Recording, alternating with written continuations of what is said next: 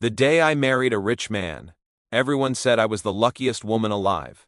They looked at my wedding dress, the golden lights, the expensive decorations, and they smiled with envy. But no one looked into my heart. No one saw the fear hiding behind my smile. My name is Aisha, and this is the story of how money almost destroyed my life, and how love saved it. I grew up in a small, quiet neighborhood. Our house was tiny. The roof leaked when it rained. We didn't have much food some days, but we had something better: peace. My father was a kind man. He worked hard as a mechanic. My mother stitched clothes for people in the neighborhood. They always told me, "Aisha, marry a man who respects you. Money can come and go, but respect stays." I believed them. At least, I used to. When my father got sick, everything changed. Hospital bills started piling up. Medicines were expensive. We sold our small land. We sold my mother's jewelry. Still, it wasn't enough. One day, a black luxury car stopped in front of our house. Everyone in the street came outside to look. A tall, well-dressed man stepped out. He wore a suit that probably cost more than our house. His name was Zaid, a businessman, rich, powerful, cold. He came with a proposal. "I want to marry your daughter," he said calmly, sitting in our small living room like a king in a palace. My parents were shocked. I was confused. Why would a man like him want someone like me? He looked straight at me and said, "I will pay for your father's treatment, all expenses. In return, you marry me." The room went silent. It felt less like a proposal and more like a deal. My mother's eyes filled with tears. My father looked away in shame. I should have said no. I should have stood up and refused. But when I saw my father coughing, struggling to breathe, my heart broke. That night, I made the hardest decision of my life. I agreed. The wedding was huge. Grand hall, luxury decorations, hundreds of guests, expensive food. People whispered, "She's so lucky. She escaped poverty. She won the jackpot." I smiled for photos, but inside, I felt empty. After the wedding, I moved into Zaid's mansion. It wasn't a house, it was a palace: marble floors, crystal chandeliers, servants everywhere. But the place felt cold, too quiet, too perfect. On my first night there, I waited for him. Hours passed. Midnight came. Then 1 a.m. He finally walked in, still on his phone. He didn't even look at me. "I'm tired," he said. "Don't wait for me next time." That was it. No smile, no warmth, no conversation. Days turned into weeks. Weeks turned into months. He gave me everything money could buy: designer clothes, jewelry, credit cards, but he never gave me his time. We ate at the same table, but he was always on his phone. We slept in the same room, but it felt like miles apart. He treated me politely, like a guest, not a wife. One evening, I gathered courage and said softly, "Can we have dinner together? Just us?" He didn't even look up from his laptop. "I'm busy." That word became my life. Busy. He was always busy. For meetings, for trips, for everyone. Except me. Loneliness started eating me alive. The mansion felt like a golden cage. One afternoon, I decided to go out alone. No driver, no guards. I just wanted to breathe. I walked through a small market street. It reminded me of my old life. Simple shops, street food, people laughing. For the first time in months, I smiled. Then it started raining suddenly. Heavy rain. People ran for shelter. I stood there, confused, holding my bag. Suddenly, someone held an umbrella over me. "Careful," a warm voice said. "You'll get sick." I turned around. He was a simple man, wearing old jeans and a faded shirt, but his eyes were kind. "My name is Omar," he said with a gentle smile. He didn't know who I was. He didn't know I lived in a mansion. He just saw a woman standing in the rain. We stood under that small umbrella, laughing at the sudden storm. For the first time in months, someone talked to me like a human, not like a decoration. We started meeting by accident after that, at the market, at a small tea stall. Short, simple conversations. He told me about his life. He worked 2 jobs. He supported his mother. He had big dreams but little money, yet He smiled more than anyone I knew. One day he said, "Money is useful, but peace is more important." His words stayed in my heart. I didn't realize it then. But something inside me was changing. At home, Zaid became even colder. He traveled more, stayed out longer. One night, he came home very late. His shirt smelled of perfume that wasn't mine. I felt a sharp pain in my chest. I asked quietly, "Were you with someone else?" He looked at me with cold eyes. "This marriage was a deal," he said. "Don't expect love." Those words shattered me. I went to my room and cried all night. The next day I went out again. I didn't know where to go. My feet just walked. I ended up at the small tea stall. Omar saw my red eyes. He didn't ask many questions. He just placed a cup of tea in front of me. "Some days are heavy," he said softly. "But you don't have to carry them alone." Tears rolled down my face. For the first time, someone cared. Days passed. My heart became more confused. At home I had luxury but no love. Outside I had simple moments, but real warmth. I tried to ignore it. I reminded myself, I am married. I made a promise. But destiny had other plans. One evening, I returned home early. The mansion was quiet. Then I heard laughter from upstairs. A woman's laughter. My heart started racing. I walked toward the bedroom. Slowly, my hands shaking, the door was slightly open, and what I saw inside changed everything. Zaid was there, with another woman, in our bedroom. My world collapsed in that moment. He looked at me without guilt, without shame. "This is my life," he said coldly. "You knew this marriage wasn't about love." Tears blurred my vision. I walked out of that mansion, not knowing where to go, not knowing what to do. I only knew one thing. My heart was breaking, and I was completely alone. Or maybe not, because at the end of that dark road, someone was waiting, with a small umbrella, and a kind heart. But choosing love over money would not be easy, and the decision I was about to make would change all our lives forever. I walked out of the mansion with nothing but my phone and my tears. The night was cold. Tea. The streets were almost empty. Cars passed by, but none of them stopped. For the first time since my marriage, I felt the truth clearly. I had everything, yet I had nothing.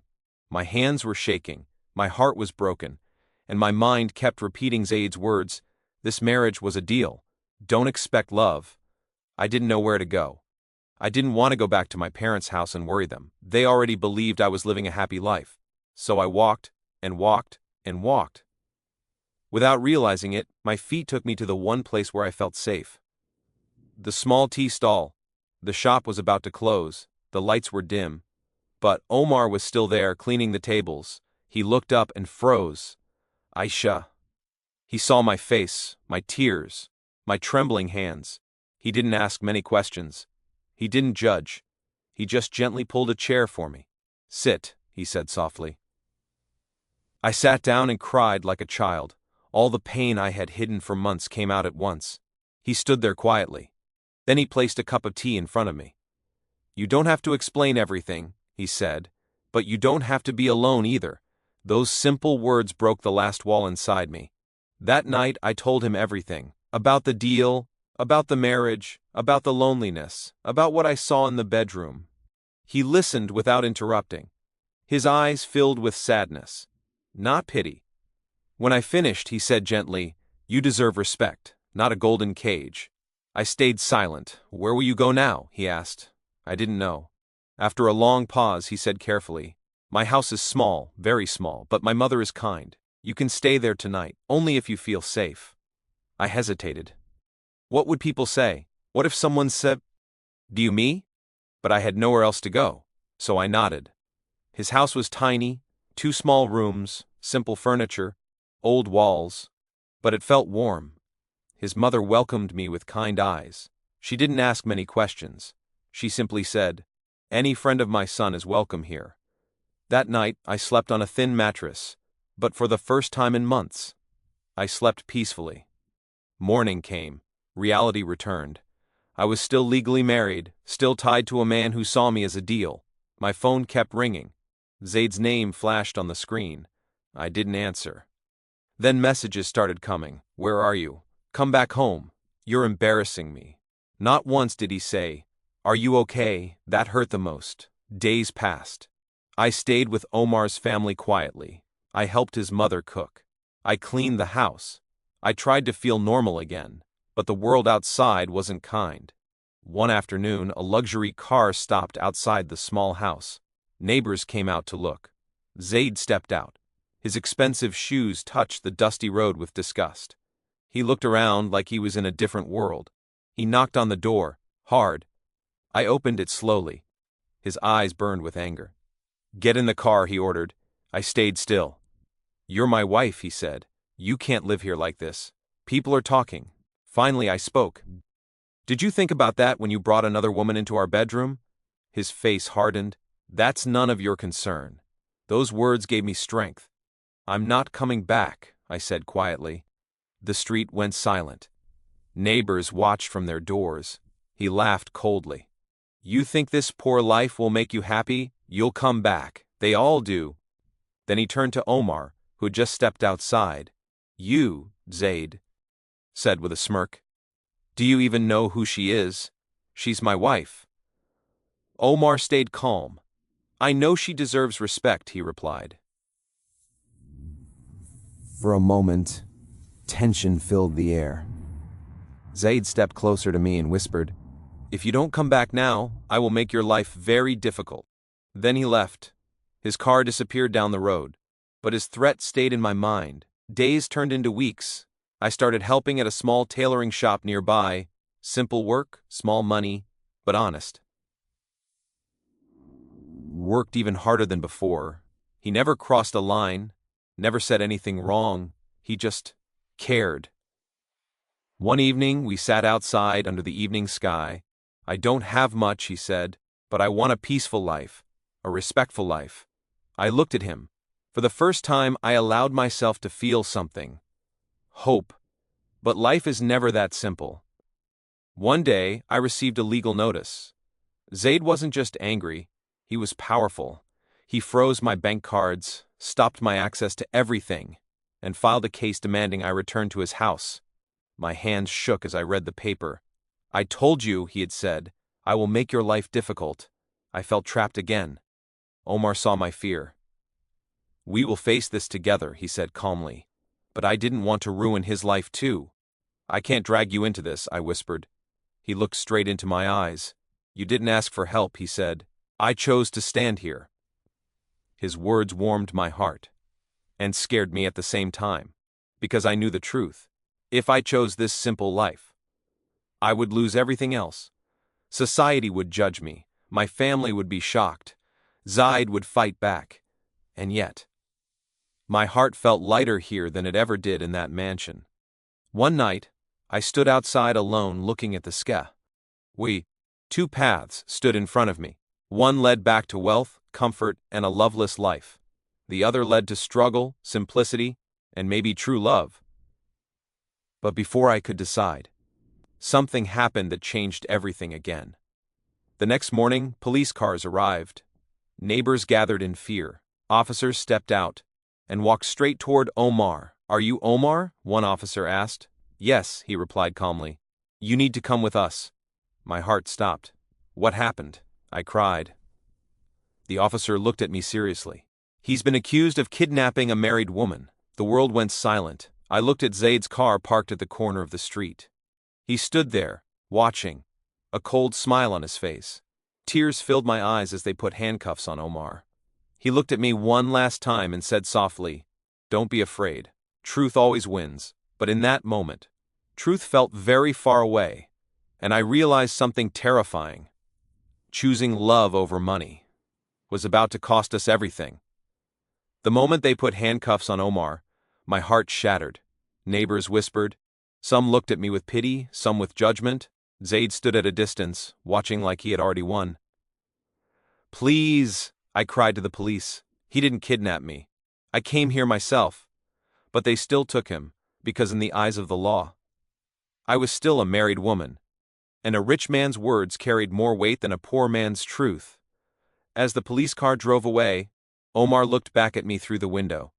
He didn't look angry, he didn't look afraid, he just looked calm. That calmness gave me strength. For the first time in my life, I stopped being afraid of money and power. I wiped my tears. I took a deep breath, and I made a decision. I would fight. Not just for Omar, but for myself. That same day, I went to my parents' house. My mother opened the door and froze. She saw my tired face and hugged me tightly. What happened, Aisha? For months I had lied to them. Told them I was happy. Told them I was living like a queen. But that day, I told them the truth. Everything. The deal, the cold marriage, the betrayal, the threats, the arrest. My father sat silently, tears in his eyes. I thought I was saving your life, he whispered. I didn't know I was giving you to a cage. I held his hand. It's not your fault, I said. But I need your support now. He nodded firmly. You have it. We hired a lawyer, not an expensive one, but an honest one. The case moved quickly because Zaid wanted it that way. He wanted to scare me, to force me back. But he didn't know something. I was no longer the same quiet girl. The court day arrived. The room was full. People whispered. Some recognized Zaid, the rich businessman. Others looked at Omar in simple clothes, sitting quietly beside a guard. When our eyes met, my heart tightened, but he smiled slightly, as if telling me everything would be okay. The judge entered. The case began. Zaid's lawyer stood first. He spoke with confidence. My client's wife was taken and hidden by this man, he said, pointing at Omar. This is a clear case of manipulation and kidnapping. I felt anger rise inside me. When it was our turn, my lawyer stood. Your Honor, he said calmly, this woman was not kidnapped. She left her husband because she was treated like property, not a partner. Murmurs filled the courtroom. Then I was called to the stand. My hands shook as I stood there, but I remembered every lonely night, every tear, every cold word. I told the truth about the deal, about the loveless marriage, about what I saw in the bedroom, about how I walked out on my own. No one forced me, I said clearly. I chose to leave, because I deserve respect. The courtroom went silent. Zaid's face hardened. Then something unexpected happened. Our lawyer presented photos, messages, evidence, proof of Zaid's affairs, proof that he had threatened me, proof that the marriage was never based on love. The judge looked serious. Then Omar was asked to speak. He stood calmly. I didn't take her, he said simply. I only gave her a place to feel safe. His voice was steady. I have no money, no power, but I know right from wrong. Silence filled the room again. After a long pause, the judge spoke. This court finds no evidence of kidnapping, he said firmly. All charges against Omar are dismissed. My breath caught. Omar was free, but that wasn't the end. I then filed for divorce. Zaid tried to fight it. He tried to delay it. He tried to threaten again. But this time, I didn't step back. Weeks later, the divorce was finalized. I walked out of that marriage with no mansion, no luxury, no money. But I walked out with something far more valuable. Freedom. Life after that wasn't easy. I worked at the tailoring shop. Long hours, small income. Omar worked day and night too. Saving slowly. Building, honestly. We didn't rush anything. We didn't make big promises. We just lived simple days. Peaceful nights. Real smiles. One evening, months later, we sat outside watching the sunset. Omar looked nervous. I don't have a big house, he said. I don't have expensive gifts, but I have a sincere heart. Will you build a simple life with me? Tears filled my eyes. This time there was no deal, no pressure, no condition, just love. Yes, I whispered. We got married in a small ceremony, no grand hall, no luxury decorations. But this time, my smile was real. Years later, our life wasn't perfect. We still worked hard, we still faced struggles, but our home was filled with laughter, respect, warmth. One day I passed by a big hotel. Luxury cars lined outside. For a moment, I remembered my old life. Then I looked at Omar, holding our child's hand, smiling warmly, and I realized something. True wealth isn't measured by money, it's measured by peace. I once had a rich husband who gave me everything except love. and a poor man who gave me nothing, except everything that mattered. In the end, I didn't choose between rich and poor. I chose between a cold life and a loving one. And I chose love, because money can buy a house, but only love can make it a home. Moral of the story: respect, loyalty, and kindness are worth more than any amount of money. A rich heart is better than a rich bank account. Tell us in the comments below. What would you choose, money or true love? If you enjoyed this story, don't forget to like, share, and subscribe to our channel for more powerful stories like this. Until next time, stay strong, stay kind, and stay blessed.